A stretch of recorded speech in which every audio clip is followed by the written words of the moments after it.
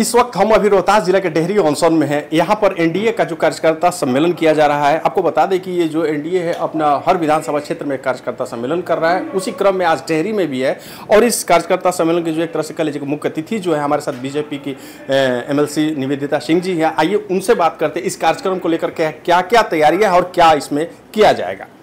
Madam, सबसे पहले ये जो कार्यकर्ता सम्मेलन डेहरी में आयोजित किया गया, क्या इसका उद्देश्य है, कैसे आप लोग इसको कार्यान्वित कर रही हैं? सबसे पहले तो न्यूज़ 24 के माध्यम से मैं सभी बिहार वासियों को और डेहरी वासियों को शारदीय नवरात्र की बहुत बहुत शुभकामनाएं देती हूं।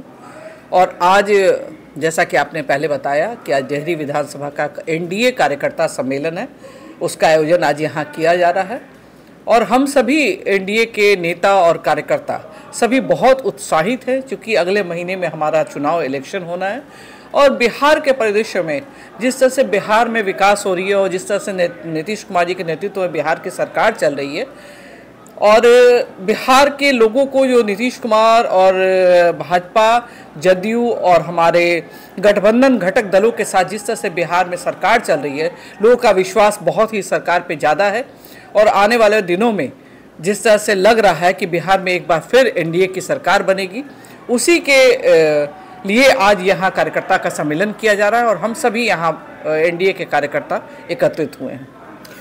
क्या लग रहा है, अभी कुछ दिन पहले अमित शाह का भी यहाँ पर डेहरी में आगमन हुआ था, उन्होंने यहाँ पर कार्यकर्ताओं को संबोधन भी किया, बताया भी टिप्स ट्रिक्स जो भी होते हैं वो चुनाव संबंधित किया गया। क्या लगता है कि उनके आने के बाद चुनावी माहौल जो है या फिर बीजेपी का कह ले, एनडीए का कह ले, कुछ बदला है? देखिए, हमारे देश के यशस्वी गृह मंत्री जी का आगमन यहाँ डेहरी में हुआ था 18 तारीख को और हम सभी भाजपा के कार्यकर्ता उस बैठक में थे, क्योंकि वो पूर्ण रूप से संगठनात्मक बैठक थी और उन्होंने पूरे शाहाबाद और मगध का फीडबैक लेने के लिए यहाँ आए थे और सभी कार्यकर्ताओं से उनके विचारों को जानने का उन्होंने कार्य किया और जो आने वाले चुनाव में एक कार्यकर्ता के रूप में जो कार्य करना होता है, उन सभी कार्यकर्ताओं को उन्होंने मार्गदर्शन दिया और उन्होंने कहा कि किस तरह से हम लोग एनडीए की जीत सुनिश्चित करें, इसका उन्होंने मूल मंत्र दिया। अभी पिछले लोकसभा चुनाव में एनडीए का प्रदर्शन संतोषजनक नहीं रहा। शाहाबाद से आपको भी पता होगा कि पूरी तरह से सफाया ही हो गया था।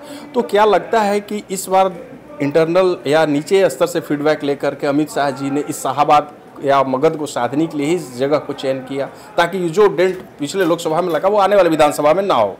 ये बिल्कुल आप सही कह रहे हैं। जिस तरह से हम लोग का परिणाम हम लोग के अनुकूल नहीं आया था और कुछ स्थितियां चुनाव के समय बनती हैं और उस स्थिति के हिसाब से हम लोग को सीट कम आई और नहीं के समान ही हम लोग लोकसभा में अच्छा परिणाम नहीं दे सके, जिसके कारण हमारे गृह मंत्री जी की निगाह शाहाबाद मगध पटना क्षेत्र में टोटल था और उन्होंने इसी उद्देश्य से लेकर उस बैठक को की और उनकी यही कोशिश रही कि हम एनडीए के खाते में जितनी भी हमारी सीटें हैं शाहाबाद मगध क्षेत्र की, वो जीत कर हम सरकार बनाने में अपना योगदान दे सकें।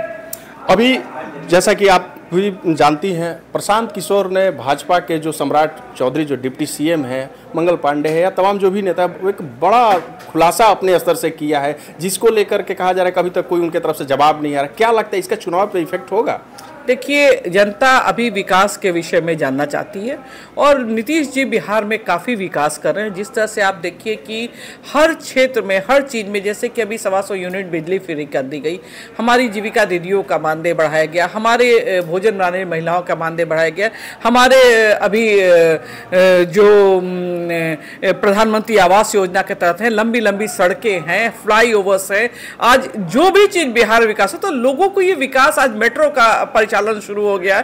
तो हमारे बिहार में विकास क्या कर रहा है? ठीक है, प्रशांत किशोर जी राजनीति में आए हैं, वो अपने विषय को बात को रख रहे हैं, लेकिन आज एक बिहार में जो कॉन्सेप्ट बनकर तैयार हुआ है वो बिहार में विकास की धारा जैसे बह रही है, जो कार्य हो रहा है उसको भी कहीं से नकारा नहीं जा सकता है। और मुख्यमंत्री जी की विश्वसनीयता, सम्राट चौधरी, विजय सिन्हा के नेतृत्व में, दिलीप जायसवाल जी के नेतृत्व में जो आज कार्य बिहार में हो रहा है उसको कोई काट नहीं सकता है। प्रशांत किशोर ने कहा कि जो भी सरकार कर रही है, बिहार सरकार कर रही है, नीतीश कुमार कर रहे हैं, वो जनसुराज प्रशांत किशोर का ही वो खौफ है कि जिसके वजह से सारी घोषणाएं हो रही है, जो पेंशन बढ़ा दिया गया, ये तो तमाम जो घोषणाएं अब हो रही है, ये उनका इफेक्ट है। देखिए, ये उनका इफेक्ट है कि नहीं ये तो मैं नहीं बता सकती, लेकिन आम जनता को जो जरूरत थी जो उनकी नीड थी, जो बहुत दिनों से नहीं बढ़ाया गया था, लोगों का डिमांड हमारे कार्यकर्ताओं के द्वारा कहा जा रहा था इस विषय को, तो सरकार उस पर संज्ञान लेकर इन सब विषयों पे आगे बढ़ने का काम की है। हमारे वृद्धा पेंशन को बढ़ाने का काम किया। तो जो हमारे कार्यकर्ताओं के द्वारा सरकार को जो फीडबैक दिया था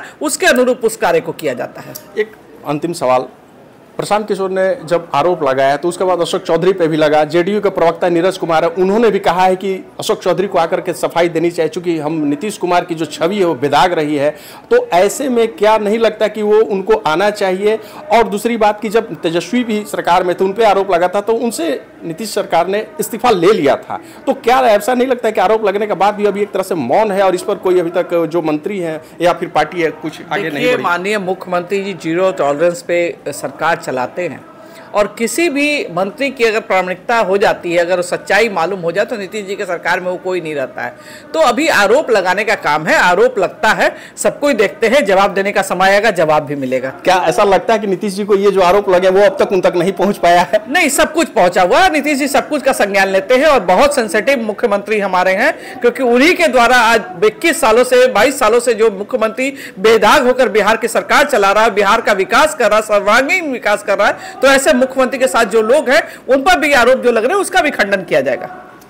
तो ये थी निवेदिता सिंह जी, जिन्होंने अपना बिल्कुल जो भाजपा का जो पक्ष है, ये जो यहाँ कार्यकर्ता सम्मेलन डेहरी में होना है, इसके बारे में भी अपनी स्पष्ट जो राय है वो रखी। और प्रशांत किशोर द्वारा जो सम्राट चौधरी और उसके बाद अशोक चौधरी, इन तमाम लोगों पे जो आरोप लगाए हैं उसको लेकर के भी अपनी बातें को रखा है। नीतीश कुमार के बारे में बताया कि बेदाग छवि वाले रहे हैं। तो अब ये देखना है कि जो आरोप प्रशांत किशोर ने लगाया है उसके बाद पार्टी और उनकी तरफ से क्या स्टेप लिया जाता है, ये तो आने वाला समय ही बताएगा। फिलहाल इस कार्यकर्ता सम्मेलन अतिथि के तौर पर आए हैं और अब यहाँ अपने कार्यक्रम को जो भी अटेंड कर रही है। अब देखना है कि आगे भाजपा और जो जेडीयू के संबंध से जो लोग हैं वो हम लोग बात आगे पता चलेगा कि क्या इनका परिणाम होता है, या पार्टी क्या स्टैंड लेती है उनके इस्तीफे को लेकर के, या जो आरोप लगे उसके जवाब देने को लेकर के। रविकेश उपाध्याय, न्यूज़ 24 रोहतास।